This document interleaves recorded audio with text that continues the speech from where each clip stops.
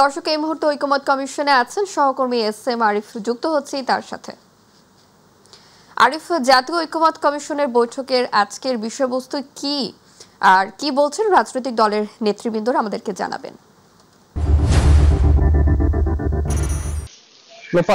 এই জাতীয় সনদ বাস্তবায়নের যে প্রক্রিয়া, সেই প্রক্রিয়া নিয়ে কিন্তু রাজনৈতিক দলগুলোর সাথে মতামত আগেই চেয়েছিল এই ঐকমত্য কমিশন। সেখানে লিখিত মতামত যে রাজনৈতিক দলগুলো রয়েছে তারা দিয়েছে, এবং সেই লিখিত মতামতের ভিত্তিতে রাজনৈতিক দলগুলোর যে লিখিত মতামত ছিল সেই লিখিত মতামতের ভিত্তিতে 6টি পরামর্শ নিয়ে এই আলোচনা আবার শুরু হয়েছে। সেখানে আবার যে ঐকমত্য কমিশন, সেই ঐকমত্য কমিশন 4টি পরামর্শ বা প্রস্তাব দিয়েই কিন্তু এই আলোচনা শুরু হয়েছে। সেই 4টি প্রস্তাবের মধ্যে ঐকমত্য পরিষদের যে 4টি প্রস্তাব, সেটির মধ্যে রয়েছে অধ্যাদেশ, গণভোট, নির্বাহী আদেশ এবং বিশেষ সাংবিধানিক আদেশ। এই 4টি বিষয়ে নিয়েও আলোচনা হচ্ছে। পাশাপাশি যে 6টি পরামর্শ রাজনৈতিক দলগুলোর মধ্যে থেকে যে পরামর্শগুলো রয়েছে, সেগুলোর ভিত্তিতে যে 6টি পরামর্শ রয়েছে সেগুলো নিয়ে আলোচনা। মোটামুটি কিভাবে আসলে এই জুলাই সনদ এবং কত দ্রুতভাবে এই সনদটা বাস্তবায়ন করা যায়, জাতির সামনে প্রণয়ন করা যায়, সেটি বিষয় নিয়ে এখন আলোচনা চলছে। মূলত এই বিষয়ে ঐকমত্যে আসতে আলোচনা হচ্ছে যে কোন প্রক্রিয়ায় আসলে এই জুলাই সনদটা বাস্তবায়ন করা যায়। তো এই নিয়ে আলোচনায় আমরা দেখেছি বিভিন্ন রাজনৈতিক দলগুলোর মধ্যে বিভিন্ন মতামত রয়েছে। অনেকেই বলছেন যে জুলাই সনদের বিষয়ে যে প্রস্তাবনা ঐকমত্য কমিশন করেছেন, সেখানে রাষ্ট্রপতির অধ্যাদেশের কথা অনেকে বলেছেন যে সেটি আসলে সাংঘর্ষিক হবে। গণভোট অনেকে চাচ্ছেন, অনেকে চাচ্ছেন না।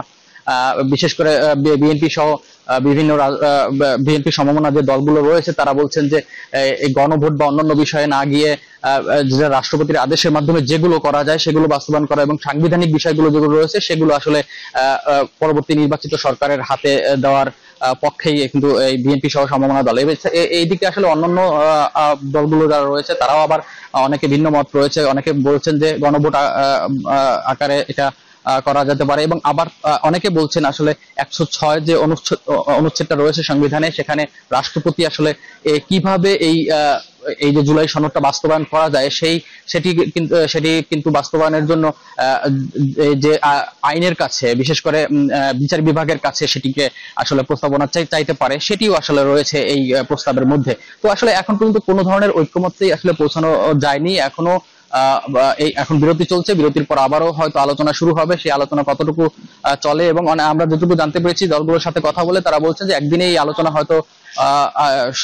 আলোচনায় হয়তো ঐকমত্যে পৌঁছানো যাবে না, আরো কয়েকদিন হয়তো আলোচনা চলতে পারে।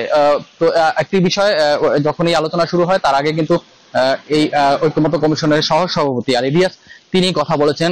তিনি যে সূচনা বক্তব্যে তিনি বলেছেন যে এই আসলে রাজনৈতিক দলগুলোর উপরেই আসলে এই ঐকমত্য কমিশন কিন্তু তাকিয়ে আছে। তারা যেভাবে চাচ্ছেন বা তারা যে প্রক্রিয়া চাচ্ছেন, সেটি যে প্রক্রিয়ায় ঐকমত্য হওয়া যাবে সেই প্রক্রিয়ায় আসলে এই জুলাই সনদটি আসলে বাস্তবায়ন হবে। তারা আসলে ঐকমত্য কমিশন এই বিষয়ে কোনো ধরনের তারা কোনো এই বিষয়ে কোনো কথা বলবেন না, সেটি আসলে জানানো হয়েছে। তো এই ছিল আসলে আমার কাছে সর্বশেষ। আরিফ, আপনাকে ধন্যবাদ।